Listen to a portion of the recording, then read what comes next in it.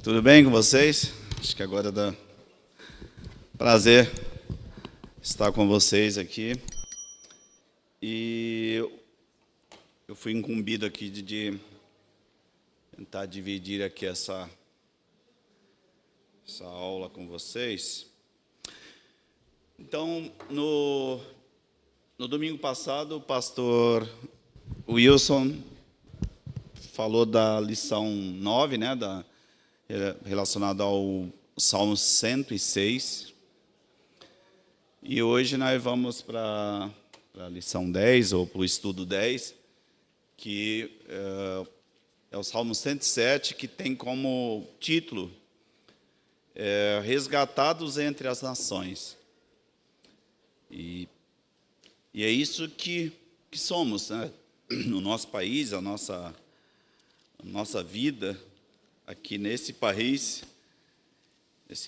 tão cheio de conturbações, tão cheio de complicações, pessoas longe de Deus, nós fomos chamados para servi-lo, né? Então vamos fazer mais uma oração, pedir para que Deus nos dirija. Vamos lá.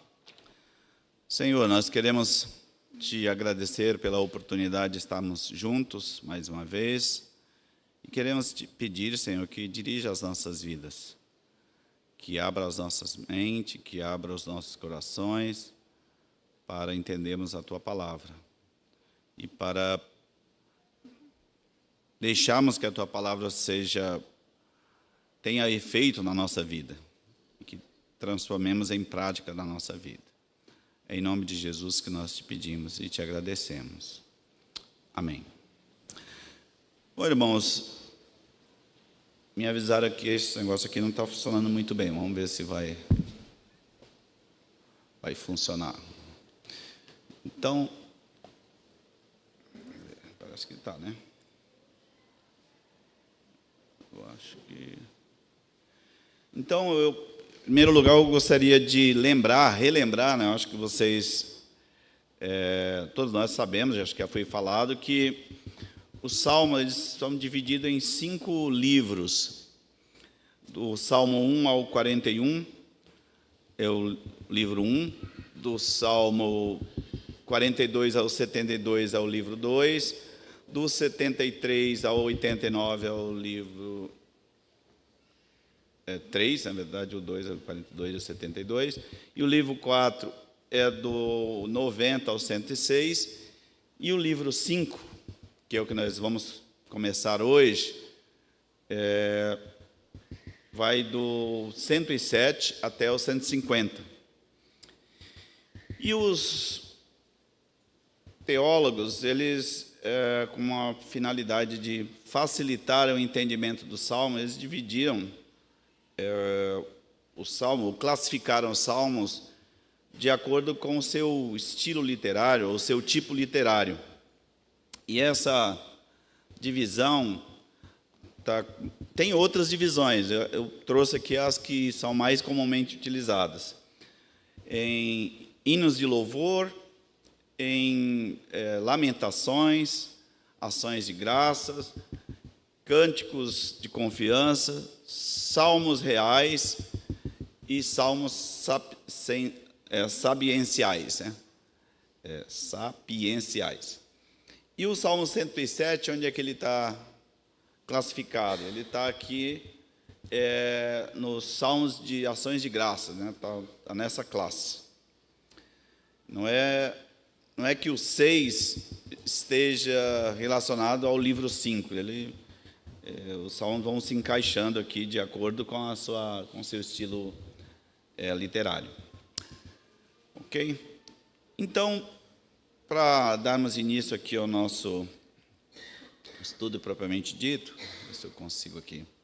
Nossa, tá bem difícil aí, né? Dá para ler aí, irmãos? Dá para ler? Tá. Então,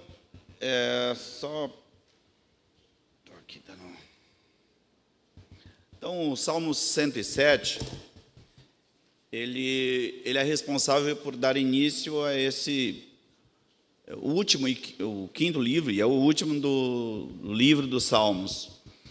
E ele retrata de forma poética o significado para o povo de Deus do retorno do exílio babilônico. No livro 5 é onde contém a maior quantidade de salmos em que a coletividade, ou o povo de Deus, louva e rende graças ao Senhor.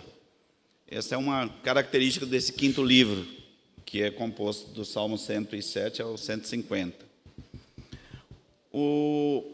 Uma coisa interessante, um primeiro aspecto interessante aqui no versículos, se vocês puderem abrir aí, no Salmo 107 agora, né? Se ainda não abriram. Salmo 107.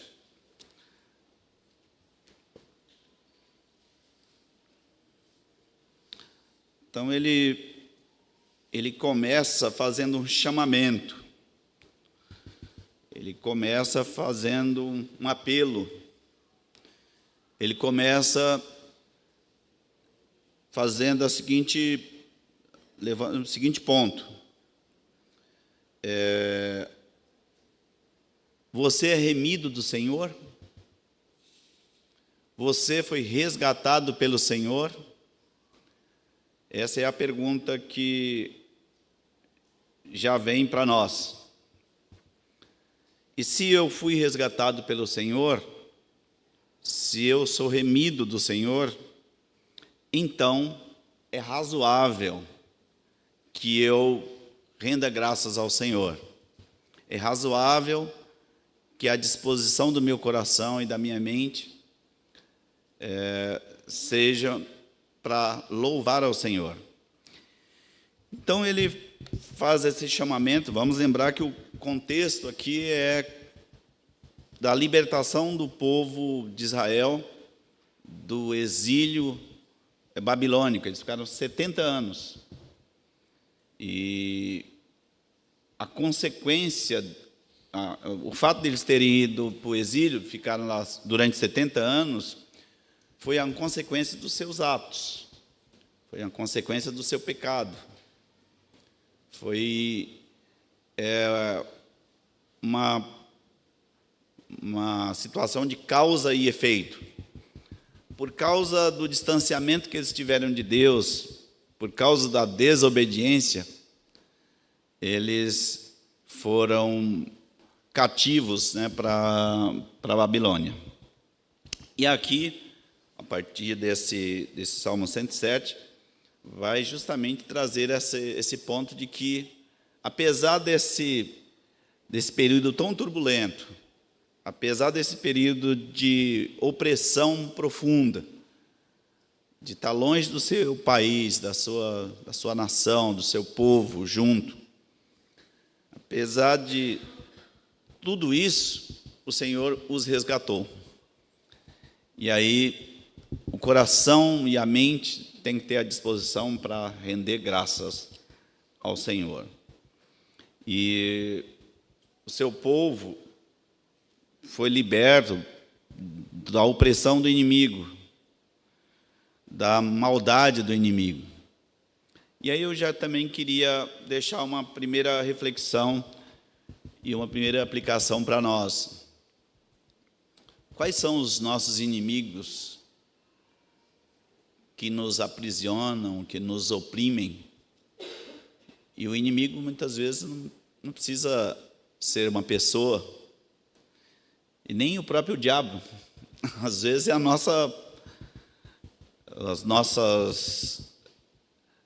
nossos costumes, as nossas atitudes se estabelecem como nossos inimigos que nos distanciam de Deus. E o texto vai trazer um ponto que tem consequência isso, né? Sempre tem consequência. Então, para a gente pensar, do que nós precisamos ser libertos? O que nos aprisiona? O que nos impede de estarmos livres para adorar ao Senhor de uma forma plena? E o convite vai ser justamente a gente clamar ao Senhor, que é o que nós vamos ver agora. Tem uma coisa interessante aqui nesse salmo. Eu tentei fazer aqui essa... que é o seguinte: ele tem uma estrutura, e ao longo do salmo aqui a gente vai encontrando essa estrutura se repetir 4 vezes, onde o povo está em situação crítica, em situação grave, em situação de opressão, em situação de conflito. E aí, o que é esperado é que se chegue ao Senhor, que clame ao Senhor o socorro. Nossa, esse azulzinho aí, dá para ver do mesmo jeito? Dá para ver? Depois que clamou ao Senhor, e o Senhor provê o socorro, o que é esperado daí para frente é que a gente, o povo, renda ações de graça ao Senhor. Então, aqui nós vamos estudar um pouco, vai ter 4 situações, ou 4 blocos de texto, em que o salmista traz exatamente essa mesma estrutura. Tem uma lista de aflições, tem uma lista de problemas que aflige o povo. E enquanto o povo não clamou ao Senhor, enquanto o povo não se rendeu aos pés do Senhor, o Senhor ficou lá aguardando. Aí, quando o povo se rendeu, o Senhor socorreu.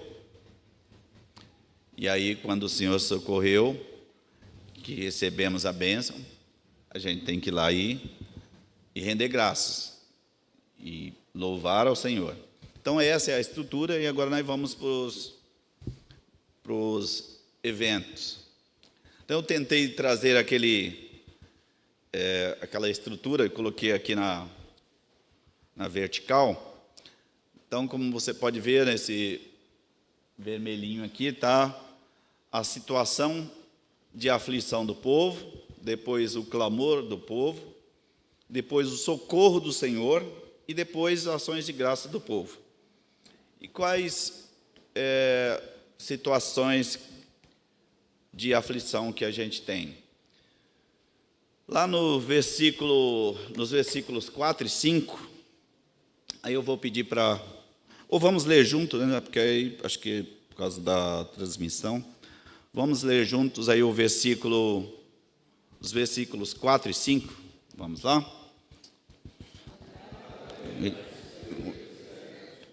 Por ermos caminhos, sem achar cidade que habitassem, famintos e sedentos, desfalecia neles a alma. Então a situação estava bem crítica, né? O povo andava errante, andava perdido aí no deserto, por caminhos terríveis, assim, sem que tivesse qualquer casa, qualquer lugar para se achegar. E eles estavam com fome, com sede, e a alma estava desfalecida. Imaginemos uma situação em que a gente está assim meio sem rumo, está meio perdido, que a ideia sempre do deserto é sempre a ideia de estar perdido, a gente está sem direção. Nem adianta colocar um mapa, e nem adianta colocar o Waze, o Google Maps, que não tem internet, não vai dar certo, né? Então, está perdido mesmo, não tem direção. E aí, fica caminhando aí para qualquer lado.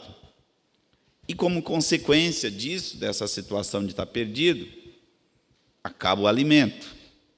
Não tem mais o que comer. Então, dá fome, dá sede. E aí, começa a esperança sumir. E aí, o que fazer numa situação dessa? A proposta do Salmo é que tem um remédio. A proposta do Salmo é que tem uma solução para isso. E aí nós vamos ver, eu estou repetindo aqui, nós vamos ver isso se repetir exatamente igual 4 vezes. Vamos juntos lá ver o que diz o versículo 6. Vamos lá? Então, na sua angústia, clamaram ao Senhor, e Ele os livrou das suas tribulações.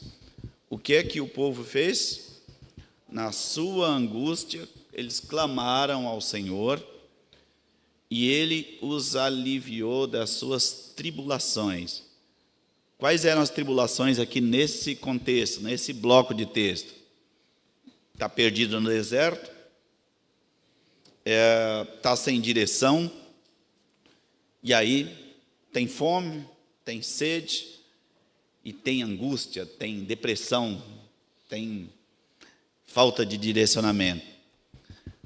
Será que a gente, às vezes, se perde nos desertos das nossas dificuldades?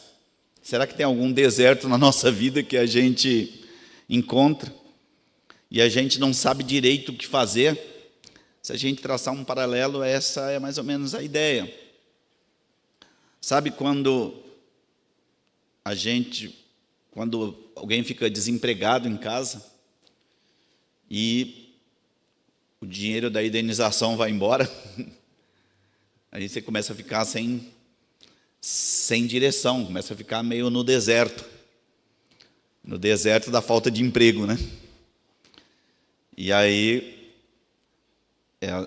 se não for pela misericórdia, às vezes dos familiares, ou às vezes dos irmãos, talvez a pessoa e a família pode inclusive passar fome,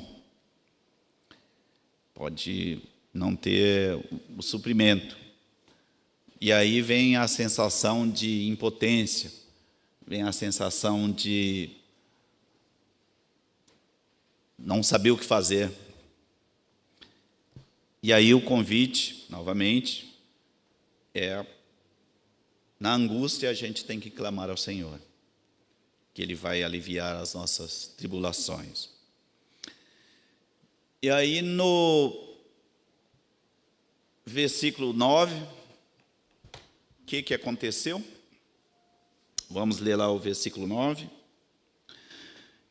Pois desencetou a alma sequiosa e fartou de bens a alma faminta. O que a alma tinha aqui? Fome e sede, né? Então, até a palavra não é tão simples aqui, dessedentou. Aquele que estava sedento deixou de ficar sedento. Então, esse foi o socorro que o Senhor proveu. O Senhor,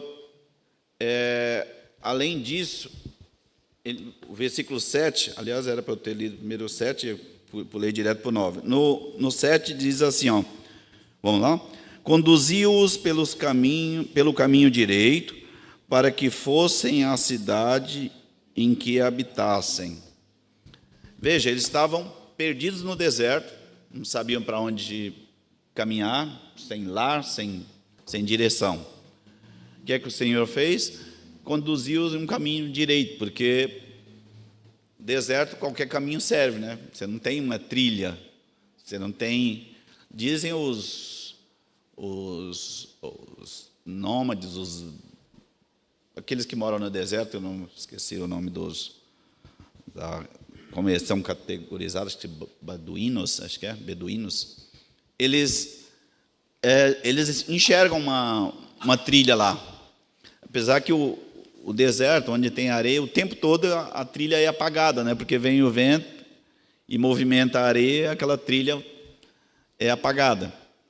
Mas os que moram lá conseguem, de alguma forma, ter um direcionamento. Mas a ideia, qualquer um de nós que nunca andou no deserto, que não tem esse conhecimento do deserto, você chega lá, você vê aquela imensidão para frente, para trás, para os lados, e agora, para onde que eu vou? Você não tem um direcionador. Então aí o Senhor, o que ele fez? O socorro dele, ele colocou, endireitou, mostrou o caminho direito, o caminho reto, que conduz para a cidade, onde eles pudessem habitar, e ele proporcionou comida e água, né? Vamos dizer assim, deu o alimento de que precisavam, e deu a água de que precisavam. E aí nós vamos ver também esse padrão se repetindo. Vamos lá no versículo 8, e vamos ler em conjunto, vamos lá? Rendam graças ao Senhor por sua bondade e por suas maravilhas para com os filhos dos homens. Nós vamos ver também esse texto se repetir 4 vezes. Então, esses dois que estão azuis são os textos que vão se repetir exatamente igual, só vai mudar o versículo, mas o texto vai ser exatamente o mesmo. Ok? Perguntas, comentários? Podemos seguir? Então, essa é a primeira situação, são 4 situações. A segunda situação de aflição, é a seguinte: o povo, isso está lá nos versículos 10 a 12, então, o povo, eles ficaram perdidos nas trevas, nas sombras da morte, estavam presos em aflições, e aqui a ideia dessa aflição seria cadeias mesmo, algemas, e eles se rebelaram contra Deus e o desprezaram, e aí o que aconteceu? A mão de Deus pesou sobre eles. E a palavra de Deus fala que terrível coisa é cair na mão do Deus vivo. O Anderson, o seminarista Anderson, falou agora há pouco mesmo que Deus, ele é justo juiz, né? E aqui é justamente o juízo de Deus. Deus é misericordioso, Deus é amor, Deus é bondade, Deus é mansidão, mas Deus é justiça. E é uma justiça realmente justa. A gente começa a ver as atitudes, às vezes, da justiça, a gente começa a duvidar da justiça do nosso país, ou a nossa própria, né?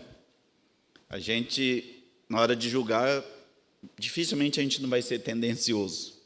Em geral, a gente quer proteger aqueles que são mais chegados. A gente é hábil para criticar também aqueles que estão revestidos de poder na justiça, mas parece que no nosso micromundo da justiça, a gente também comete injustiça.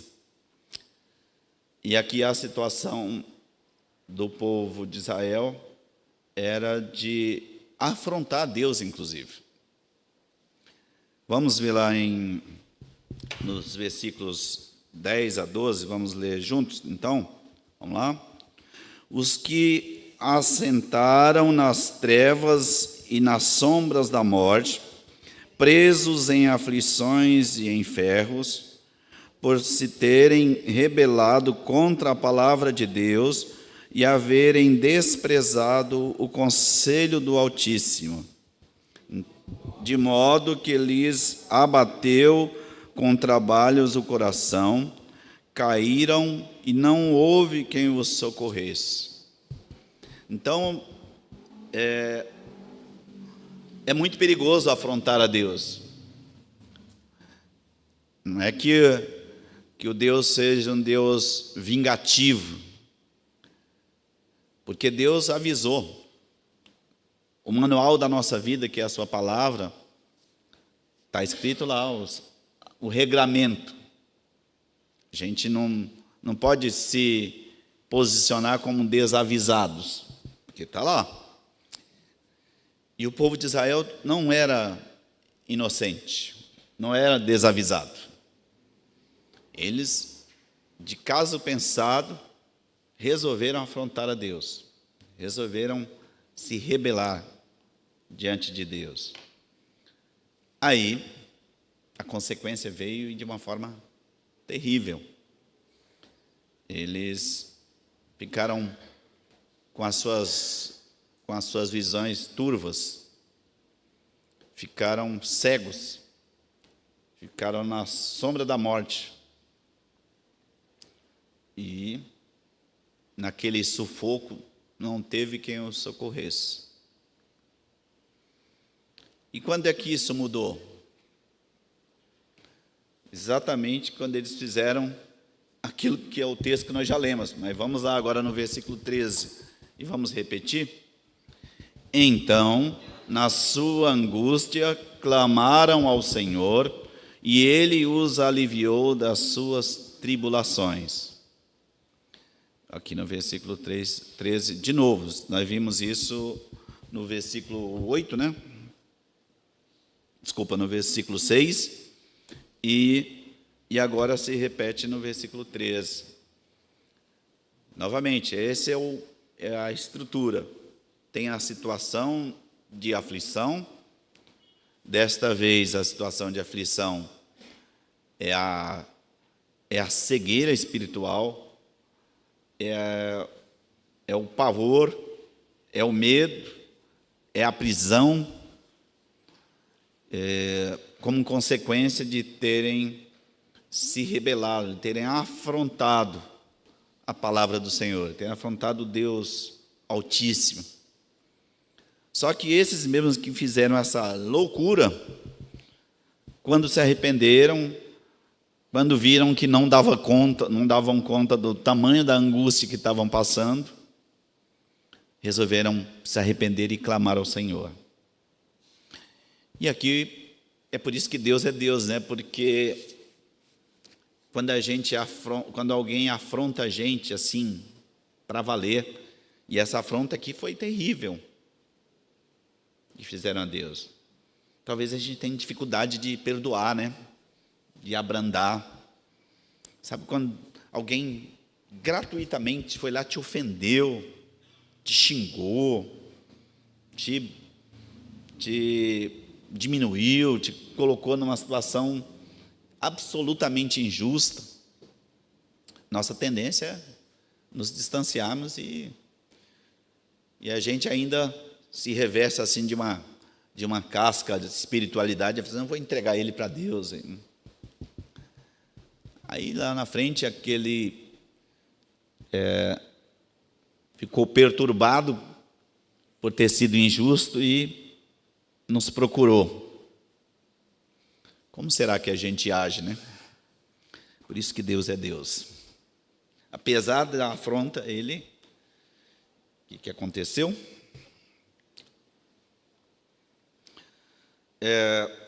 Ele tirou-os das trevas e da sombra da morte, ele despedaçou as cadeias. Está lá no versículo 14, vamos conferir isso lá. Tirou-os das trevas e da sombra da morte, das sombras da morte, e lhes despedaçou as cadeias. E o que mais que o Senhor fez? Aqui no versículo 16, pois arrombou as portas de bronze e quebrou as trancas de ferro. Ou seja, eles estavam presos, além de algemados, estavam presos lá num calabouço, numa prisão, numa cadeia. E o Senhor os libertou. E eu quero novamente traçar aqui um paralelo com a nossa vida. Talvez tenha acontecido alguma coisa tão terrível na sua vida, ou quando acontece uma coisa tão terrível, a gente vê frequentemente gente que se revolta contra Deus. Mas como Deus pode ter deixado acontecer isso comigo? E aí vira as costas para Deus. E aí aquela situação de angústia só piora, né? Só vai deixando a gente aprisionado, deixando a gente afastado do convívio do povo de Deus, do convívio com o próprio Senhor. E aí, quando a gente, nessa angústia, clama ao Senhor, Ele nos alivia da nossa tribulação. E aí, o que é esperado que a gente faça quando acontece isso? Vamos ler de novo aquilo que é repetido. Lá no versículo 15, diz o quê? Vamos lá. Rendam graças ao Senhor por sua bondade e por suas maravilhas para com os filhos dos homens. Então, novamente esse padrão se repete. Deu para perceber? Esses dois que estão em azul se repetem em 4 vezes, como eu tinha dito. Tranquilo, irmãos? Pergunta, pode falar. Sim.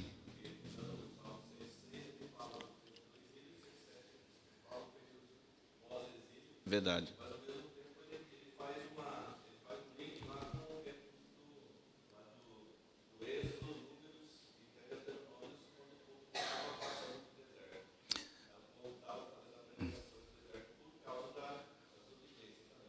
Verdade.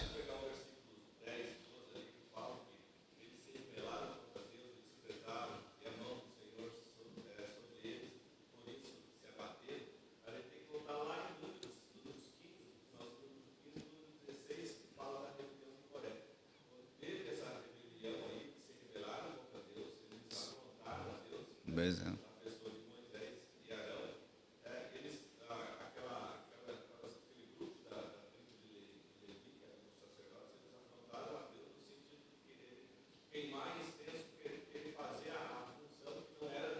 Pois é.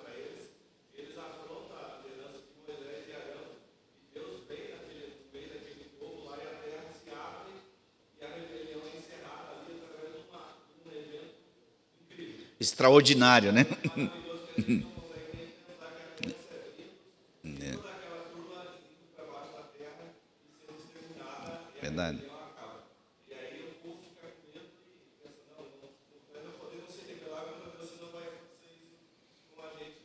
Pois é.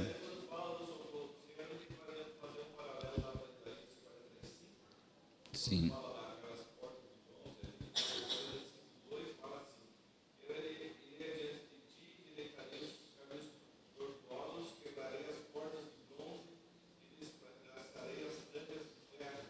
Tá igualzinho, né?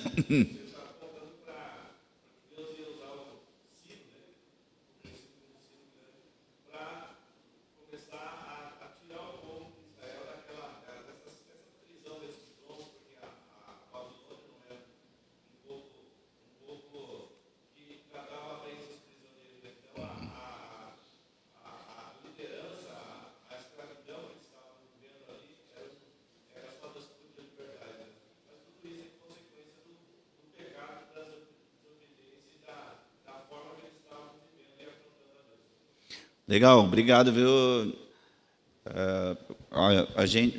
O Silvestre lembrou bem desse outro contexto. E aqui é interessante, irmãos, eu falei que são 4 vezes. E é justamente a mesma ideia de que, em várias situações, a gente acaba repetindo, às vezes, os mesmos erros. A gente está falando do povo de Israel, mas a gente está falando também da gente. A gente está falando da nossa falta de perseverança, da nossa falta de resiliência na fé. Parece que o povo de Israel, assim como nós nos dias de hoje, se esqueciam rapidamente. E precisou, inclusive, ter essa repetição dessas situações, né?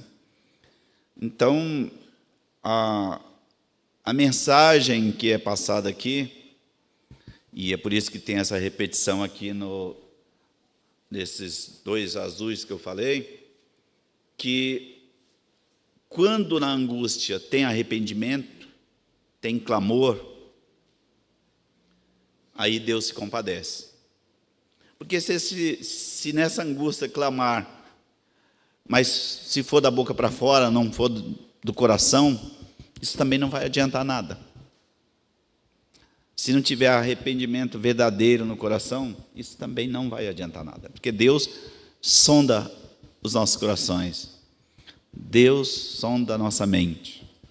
Ele sabe o que vai no nosso coração. A gente pode enganar uns aos outros, a nós mesmos, mas a Deus não. É por isso que essa repetição. E obrigado, Silvestre, por ter lembrado dessa correlação, e de fato ela existe, né?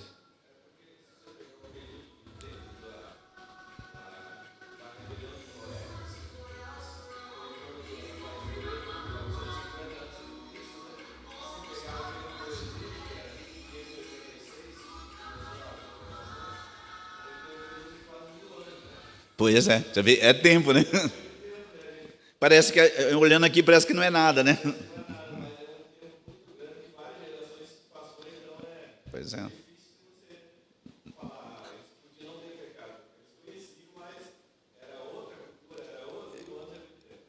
Duas vezes a existência do Brasil, né? A idade, né, do Brasil. Obrigado. Então, a terceira situação de aflição em que o povo se encontrava era aflição por causa da estupidez, da imbecilidade, assim, da estultice e das transgressões e iniquidade do povo. E a iniquidade tem a ver com injustiça, com perversidade, tem a ver com corrupção. Parece que nós não estamos falando de coisa assim que seja tão desconhecida da gente, não, aqui, né? A gente, não, basta ligar a televisão, ouvir o rádio, a gente vai ouvir falar de questão de injustiça, de questão de perversidade, de corrupção.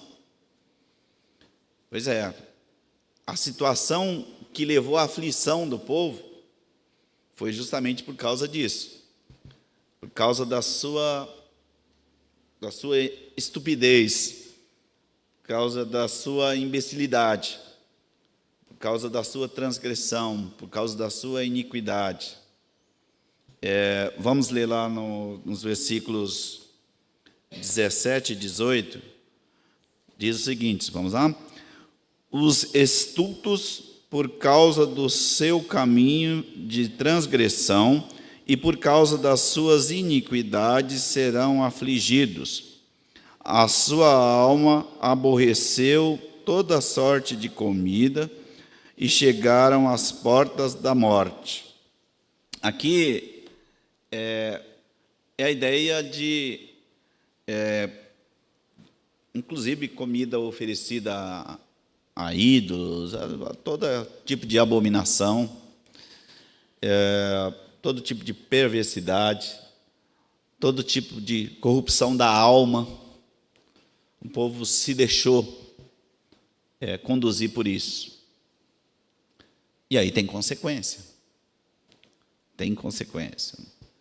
Novamente, o Deus de amor, o Deus de misericórdia, o Deus de bondade, Ele é um Deus também de justiça. Ele é justo juiz. E quando Ele executa o seu juízo, aqueles que estão em caminho errado sofrem as consequências. Vamos ler de novo, veja lá no versículo 19. Já é a terceira, já começou a ficar um pouco repetitivo, né? Mas então, na sua angústia, clamaram ao Senhor, e Ele os aliviou das suas tribulações. Ou seja, a repetição é um dos métodos didáticos para a gente gravar as coisas, né? É a terceira vez que a gente está repetindo isso, só nesse texto. Nós falamos isso no versículo 6, falamos isso no versículo 13, e agora no versículo 19. Para cada situação, tem exatamente o mesmo remédio. Para cada aflição, quando não dá mais para segurar, quando a gente não consegue carregar o fardo, que isso nos angustia, isso nos dá tristeza, isso pode nos levar a um estado depressivo, inclusive. Clame ao Senhor,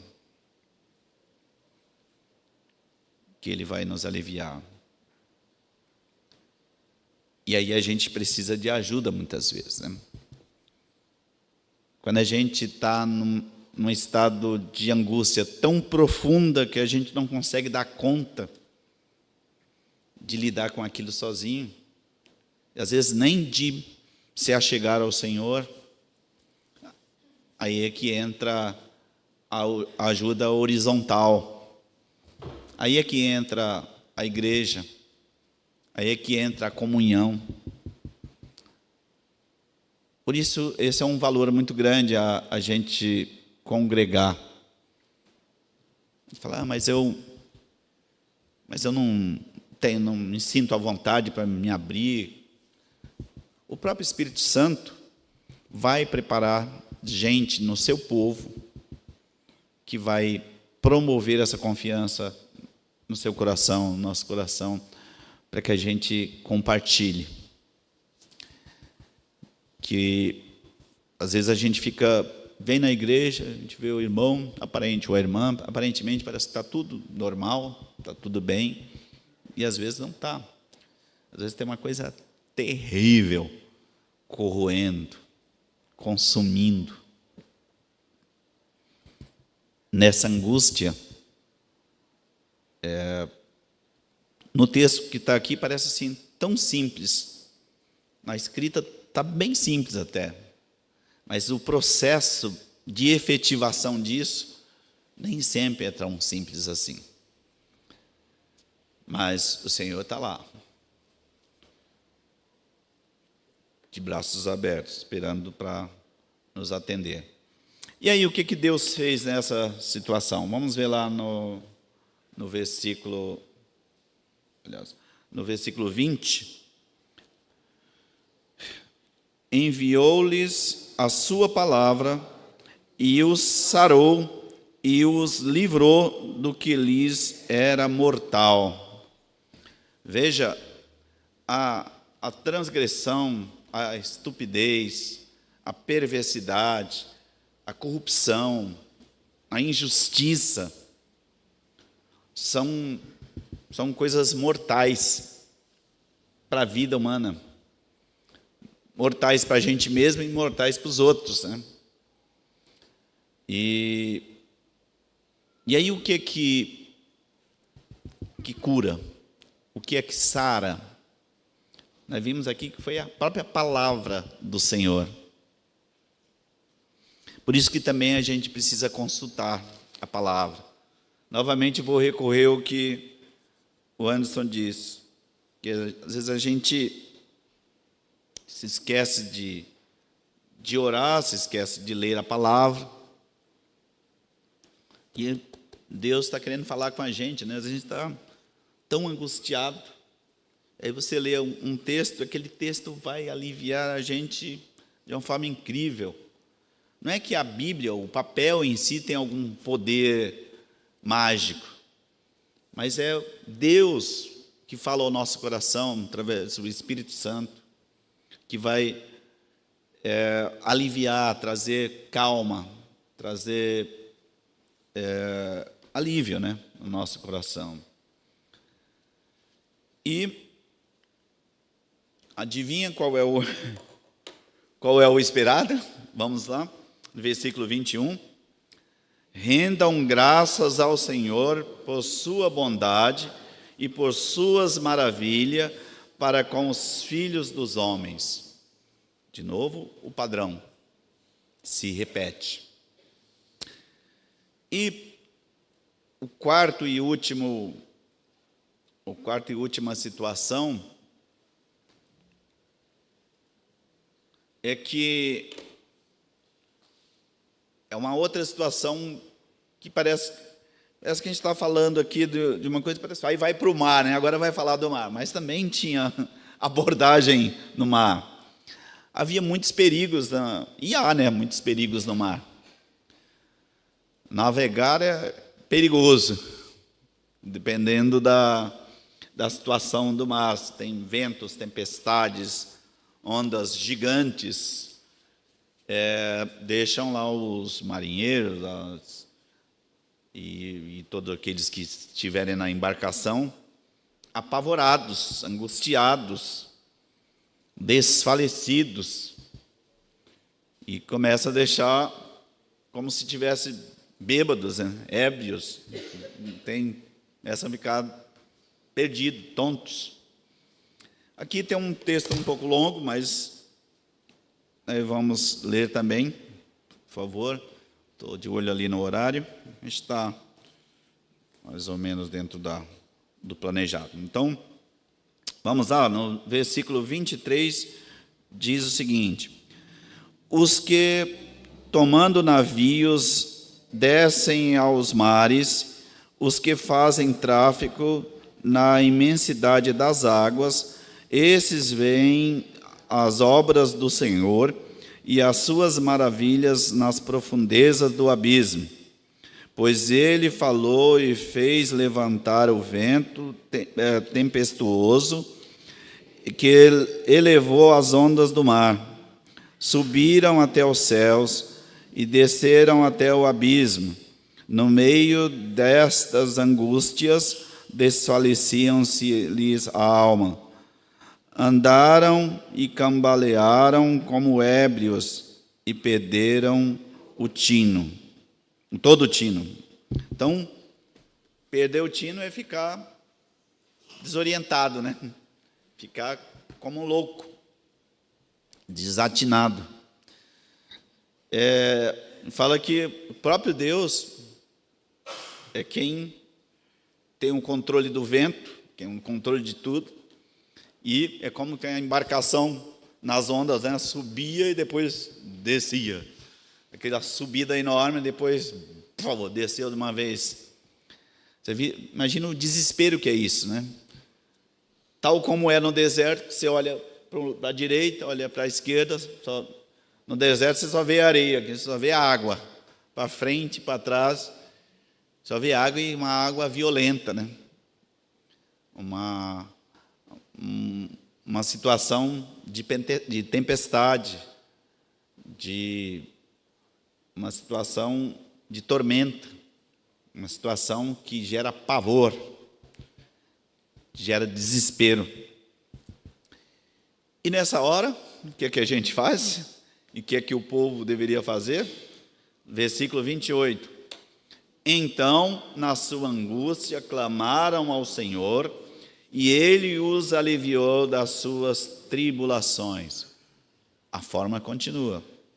Era no deserto, eram na prisão, era no mar, seja lá onde for, quando não dá mais para segurar a onda, né? Agora tem onda mesmo, quando não dá mais para segurar o BO, né? Quando não dá mais para se manter de pé, a gente tem que clamar ao Senhor, que Ele vai prover o alívio para as nossas tribulações. E nesse caso aqui, qual foi o alívio que veio? Fez cessar a tormenta e as ondas se acalmaram. Fez com que... Aí vamos ler lá no versículo 29, né? Eu estou lendo o meu resuminho aqui. Vamos lá. Fez cessar a tormenta e as ondas se acalmaram. Basicamente é isso. Eu fiz aqui um complemento. que ele fez com que os marinheiros e os que com eles estavam tivessem paz, alegria, e chegaram no porto que tanto desejavam, Porto Seguro, né? E não é na Bahia, não. É o Porto Seguro que a gente deseja. E alguém lembra daquele episódio que Jesus estava lá dormindo, lá no navio, e começou o mar ficar revolto? O que é que Jesus fez? Acalmou o mar. Aqui é o Deus Todo-Poderoso, e vamos lembrar que Jesus é o Deus Filho, que tem o mesmo poder para acalmar o mar, que Ele é o dono, né, da criação, o dono do mar. Então, Ele fez exatamente a mesma coisa. E aqui tem uma coisinha a mais, mas nós vamos repetir lá no versículo 31. Rendam graças ao Senhor por sua bondade e por suas maravilhas para com os filhos dos homens. Aqui também no versículo 32, a gente vê o salmista fazendo um convite para que se rendam a ações de graças em comunidade, em público.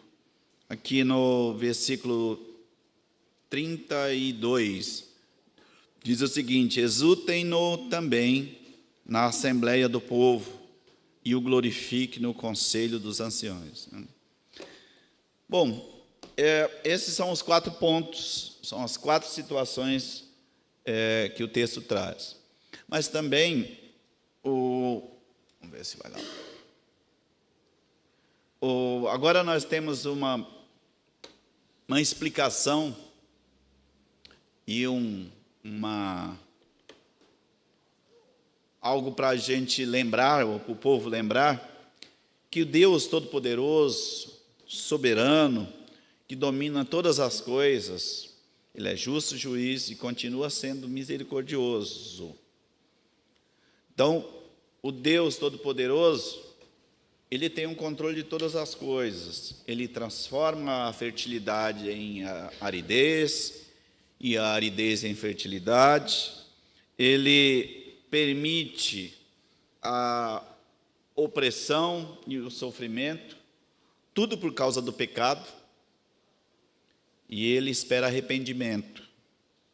Ele espera aquilo que nós repetimos várias vezes, né? No versículo 6, por exemplo, então na sua angústia clamaram ao Senhor, e Ele os livrou das suas tribulações. É isso que o Senhor está esperando do seu povo. E, diante do clamor e do arrependimento sincero do seu povo, Ele promove, né? Aqui não é, tem um R a mais aí, Ele promove livremente a libertação e coloca o seu povo em lugar seguro, próspero e tranquilo. Foi o que Deus fez. Isso está do versículo 33 ao 42, nós não vamos ler, eu só coloquei aqui o resuminho, mas aqui a ideia é justificar, explicar que tudo aquilo aconteceu e Deus estava sabendo. Deus permitiu. Nós não podemos achar que Deus nos deixou ao léu, assim, largados. Deus sabe de todas as coisas. Lá no Salmo 139, Ele conhece o meu deitar, o meu levantar. Nem sequer a palavra chegou à minha boca, Ele já conhece todas. Ele escreveu todos os dias da minha vida, da sua vida, nos seus livros, quando eu sequer tinha nascido. Deus é todo-poderoso, Ele conhece todas as coisas. Mas Ele quer que eu e que você, quando estivermos na angústia por causa do nosso pecado, na angústia por causa daquilo que os outros nos afetaram, na angústia que a gente não dá conta mais de lidar, que a gente se achegue a Ele, e especialmente que a gente se arrependa dos nossos pecados, para que Ele nos perdoe. E finalmente, irmãos, irmãs,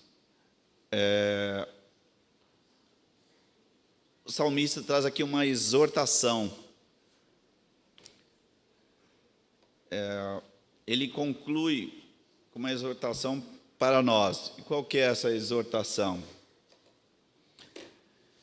Falou, quem tem sabedoria, que é concedida pelo próprio Deus, Espírito Santo, está apto para prestar atenção e viver nesta prática. Qual prática? A prática é: as aflições chegaram, vamos clamar ao Senhor. E aí o socorro vem. E uma vez que o socorro vem, espera que eu estou fazendo aqui. A gente tem que render graças ao Senhor pelo que Ele fez na nossa vida. Mas eu não tenho assim sabedoria, não sei nem como fazer. Fica a dica aqui também na palavra de Deus. Abra lá em Tiago 1:5, por favor. Tiago 1:5.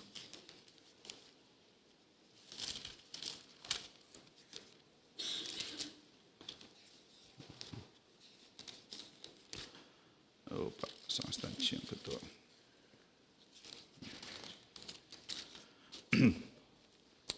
Vamos ler juntos, Tiago 1:5.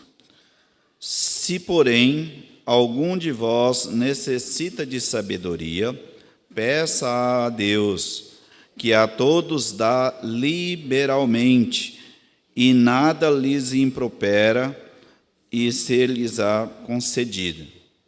Vamos ler o 6 também. Peça-a, porém, com fé, em nada duvidando, pois o que duvida é semelhante à onda do mar, impelida e agitada pelo vento. Então, é que nem essa onda que nós vimos aqui. Então, a dica, a receita, a proposta aqui do salmista é isso. O próprio Senhor Jesus falou assim: no mundo tereis aflições. Não houve nenhuma promessa que a gente ia ter uma vida tranquila, sem problemas. Não existe isso.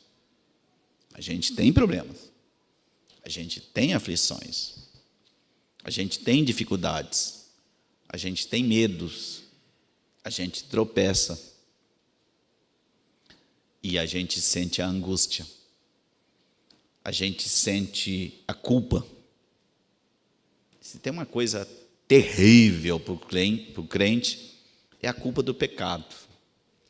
Porque o Espírito Santo, ele nos incomoda. E isso é um bom sinal, né?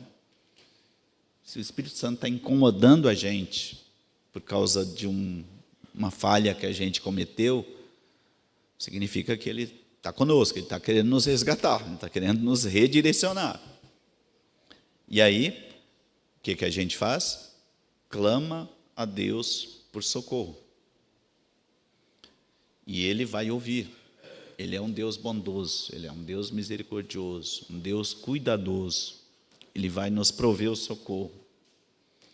E aí, quando o socorro chegar, agora vou sumir da igreja, eu só fui lá para buscar a bênção, né? Não tem esse negócio, eu vou lá para a igreja só para buscar a bênção. Não, continue. A aflição vem de novo, hein? A aflição vem de novo. Não esqueça disso. E aí, a gente tem que render graças ao Senhor. Eu agradeço muito pela sua paciência e que o Senhor fortaleça a sua vida, fortaleça as nossas vidas.